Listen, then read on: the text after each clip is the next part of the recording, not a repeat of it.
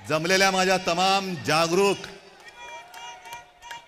देशभक्त आणि खऱ्या मतदार बांधवांनो, भगिनींनो आणि मातांनो, माझ्या आठवणीप्रमाणे संयुक्त महाराष्ट्राच्या नंतर महाराष्ट्रामध्ये सर्व राजकीय पक्षांची एकजूट पहिल्या प्रथम झाली असेल. ही विरोधी पक्षांची एकजूट नाही, ही लोकशाहीचं प्रतिनिधित्व आणि लोकशाहीचं नेतृत्व करणाऱ्या सर्व राजकीय पक्षांची एकजूट आहे.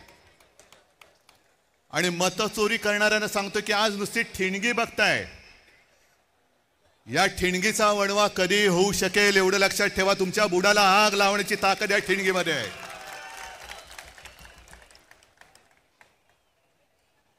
मध्यंतरी एक मी शब्द वापरला तो गाजला. कोणता शब्द तुम्हाला कळेल? शोलेमध्ये एक डायलॉग आहे, दूर गांव में जब आधी रात बच्चा रोता है तो माँ कहती है सो जा नहीं तो. तसं आज तुम्हाला सांगतोय की आता जागे झाल्यात, जागे राहा, नाहीतर ॲनाकोंडा आ जाएगा. या ॲनाकोंडाला आता आपल्याला कोंडावंच लागेल, कारण नाहीतर हे सुधारणार नाहीत. मला एका गोष्टीचं आश्चर्य वाटतं की एवढ्या सगळ्या धडधडीत पुरावे, आज राजनेता किती डोंगरच आहे तो, रोज कुठून ना कुठून तरी पुरावे येत आहेत, तरी सुद्धा आपले राज्यकर्ते आणि निवडणूक आयुक्त कसल्यांचे नोकर आहेत. आणि यांची खाका, मी ॲनाकोंडा का बोलतोय, काहीतरी गंमत किंवा चेष्टा मस्करी करायची म्हणून नाही बोलत आहे. यांची भूक क्षमत नाही. आपला पक्ष चोरला, निशाणी चोरली, नाव चोरलं, अरे माझे वडील चोरायचा प्रयत्न करतायत आणि तेही पुरेसं नाही म्हणून आता मतचोरी करायला बघतायत. बाकी सगळे इकडे एकत्र आलेले आहेत, पण सत्ताधारी याच्यामध्ये कोणी आलेलं नाहीये. मुख्यमंत्री मध्ये म्हणाले की लोकसभेच्या वेळेला राजकीय म्हणजे आमच्या विरोधी पक्ष म्हणजे आपण कोणत्या मतदारसंघात कसा लाभ घेतलेला आहे याचा पर्दाफाश मी करेन. मी मुख्यमंत्र्यांना तुमच्या सगळ्यांच्या साक्षीने आव्हान देतो आहे की तुम्ही आमचा पर्दाफाश कराच, करूनच टाका एकदा. काय ते दूध का दूध, पाणी का पाणी. पण जेव्हा मुख्यमंत्री असं बोलतायत याचा अर्थ मुख्यमंत्र्यांनी सुद्धा ते मान्य केलंय की मतचोरी झालेली आहे, मतचोरी होते आहे. आज मला अभिमान आहे एका गोष्टीचा. आपण दरवेळेला असं म्हणतो की महाराष्ट्र देशाला दिशा दाखवतोय. आज संपूर्ण महाराष्ट्र आपल्या रूपामध्ये एकवटलेला आहे आणि तो देशाला दिशा दाखवतोय. मी तुमच्या सगळ्यांवरती आता एक जबाबदारी टाकतोय. तुम्ही सगळे, आपण बाकीचे आपले पक्ष वगैरे बाजूला ठेवून एकवटलेलो आहोत. ज्या गोष्टी आता आम्ही करतो आहोत, शिवसेना, महाराष्ट्र नवनिर्माण सेना, राष्ट्रवादी काँग्रेस, कम्युनिस्ट, शेतकरी कामगार पक्ष सगळ्यांचे कार्यकर्ते करतायत, तसं मी सर्व मतदारांना आवाहन करतोय, राज्यातल्या नव्हे तर देशातल्या, की सगळ्या जणांनी आपापलं नाव आपल्या यादीत आहे की नाही हे पुन्हा जाऊन तपासा. आणि आपल्या घरामध्ये आपल्याला न दिसणारी, आपली परवानगी न घेतलेली माणसं राहतात की नाही हे सुद्धा तपासा. कारण जर शौचालयामध्ये 100 माणसं राहत असतील तर तुमच्या घरात किती राहू शकतात. आणि मी मतदारांना का सांगतोय, कारण हे तर सगळे राज तू दाखवले, बाकीच्यांची जशी दुबार तिबार नाव आहेत ती. आज मी दाखवतोय एक असा अर्ज आहे की त्याच्या अर्जाखाली एक शेरा आहे. तो शेरा पहिल्यांदा वाचतो, त्याच्यानंतर मी नाव वाचतो की सदर अर्जाबाबत अर्जदार, आता अर्जदाराचं नाव मी नंतर सांगतो, यांची भेट घेऊन सदर अर्जाबाबतची पडताळणी केली असता हा अर्ज आम्ही केलेला नाही असा अभिप्राय मिळाला आहे. त्या आधारे सदर अर्ज रद्द म्हणजे बाद करण्यात आलेला आहे.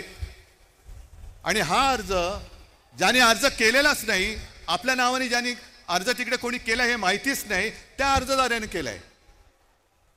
आता हा अर्जदार शोधायचा कुठे, तर त्या अर्जदाराचं नाव आहे उद्धव बाळासाहेब ठाकरे. उद्धव बाळासाहेब ठाकरे या माणसाने हा व्हेरिफिकेशनचा अर्ज केलाय ऑनलाईन, जो उद्धव बाळासाहेब ठाकरेलाच माहिती नाही. त्याच्यावरती मोबाईल नंबर खोटा आहे. एक 2 दिवसापूर्वी मी बसलो होतो मातोश्रीमध्ये लोकांना भेटत. मला रवीने येऊन सांगितलं की निवडणूक आयोगाची माणसं आलेत. म्हटलं निवडणूक आयोगाची म्हणजे साधू संत येती घरा, तोची दिवाळी दसरा. आता दिवाळी झाली, दसरा झाला, हे कशाला आले? मग निवडणूक आली असणार. मग त्यांना बोलवलं, त्यांना विचारलं. सगळी मराठी माणसं, त्यांची काही दोष नाही, आमच्याच गव्हर्नमेंट कॉलनीमध्ये राहणारी. आणि म्हटलं बोला, काय हो, काय माहिती पाहिजे तुम्हाला? नाही तुम्ही सांगा. म्हटलं मी काय सांगू, मला काय माहिती तुम्हाला काय पाहिजे? नाही टेलिफोन नंबर बरोबर आहे का? म्हटलं टेलिफोन नंबर खोटा आहे. मग आणखीन काय तुम्हाला सांगायचं? म्हटलं मी कशाला, तुम्ही माझ्याकडे आलात. नाही तुम्ही अर्ज केलाय व्हेरिफिकेशनसाठी. मग मी अनिल परबना विचारलं, अनिल देसाईला विचारलं, सूरजला विचारलं, कोणी आपल्याकडनं अर्ज केलेला नाही. आणि विशेष म्हणजे हा अर्ज कधी केला गेलाय? 23/10/2025 म्हणजे कालच्या 23 तारखेला अर्ज केला गेलेला आहे. आणि कुठून केलाय? ते सक्षम नावाचं ॲप आहे. तर सक्षम नावाच्या ॲपवरनं हा प्रकार कशासाठी कोण करत होतं? मी रितसर तक्रार केली की कोणी हे केलेलं आहे. याचा अर्थ असा की माझ्या नावाने खोट्या नंबरवरून OTP काढण्याचा प्रयत्न झालाय. हे सगळं प्रकरण हॅक करण्याचा प्रयत्न झालाय. आणि कदाचित आपण 14 आणि 15 तारखेला हा विषय हातात घेतल्यानंतर 23 तारखेला अर्ज केला गेलाय. म्हणजे माझ्या सकट माझ्या कुटुंबातील 4 जणांची नावं मतदार यादीतून बाद करण्याचा प्रयत्न केला गेलाय का, हे आता आपल्याला शोधलं पाहिजे. कारण नक्की काहीतरी याच्यात डाव आहे. आज इतके वर्ष मी मतदान करतोय, पूर्ण कुटुंब मतदान करतोय. अरे एका पक्षाचा प्रमुख म्हणून मी निवडणुकीचा प्रचार करतो आहे. साध्या गोष्टी आम्हाला नाही कळत. ह्याचाच अर्थ असा की जयंतराव, तुम्ही जे बोललात की यांचा सर्व्हर कोणाच्या तरी ऑफिसमध्ये आहे. आपल्या विजय वडेट्टीवारांनी एकाचं तर नावच घेतलं होतं की ही पक्षाची लोक, ही पूर्ण यंत्रणा, ॲप सकट सगळे सर्व्हर हे यांच्या हातामध्ये आहेत.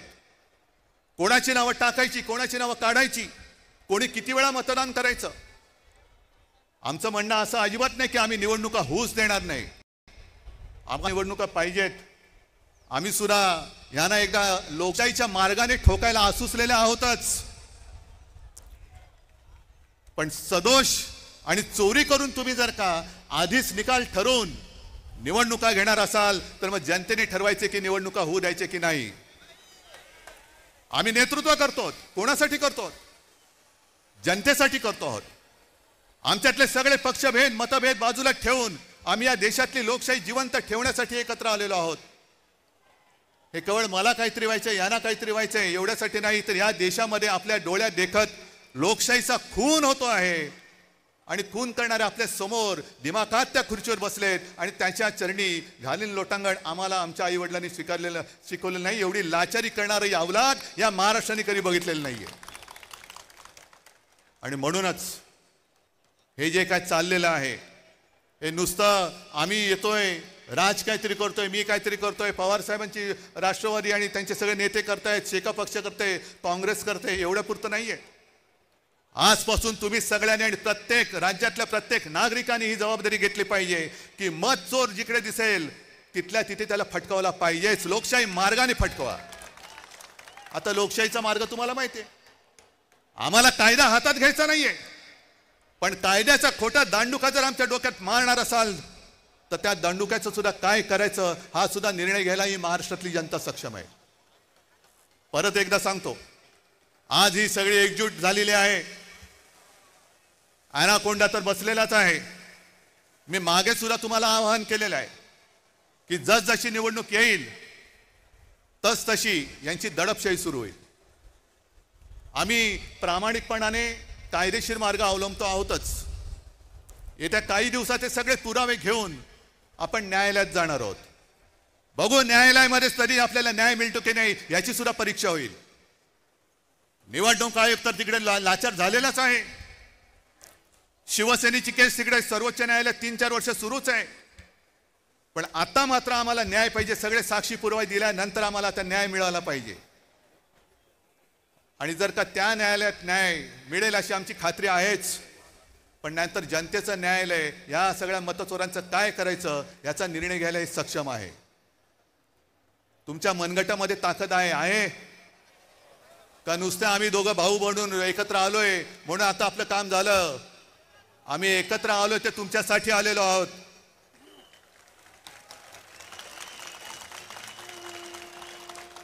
आम्ही एकत्र आलो आहोत ते मराठी माणसासाठी आलो आहोत. आम्ही एकत्र आलो ते हिंदूंसाठी आणि महाराष्ट्रासाठी आलेलो आहोत. पण अशा वेळेला आम्ही पुढे जात असताना तुम्ही भक्कमपणाने साथ देणं हे तुमचं कर्तव्य आहे. आणि जर साथ देण्याची तुमच्यात धमक असेल तर एकदाच मला दोन्ही हाताच्या मुठी आवडून वरती करून दाखवा. आणि मुद्दामून या तुम्हाला सांगितले कारण फोटोग्राफरने फोटो घेऊन हा मतचोरांच्या बादशाकडे पाठवून द्या. बघा ही मूठ महाराष्ट्राने आवडलेली आहे. जर मत चोरी करून तुम्ही निवडणुका घेण्याचा प्रयत्न कराल तर ही मूठ तुमच्या टाळक्यात हाणल्याशिवाय राहणार नाही. जय हिंद, जय महाराष्ट्र.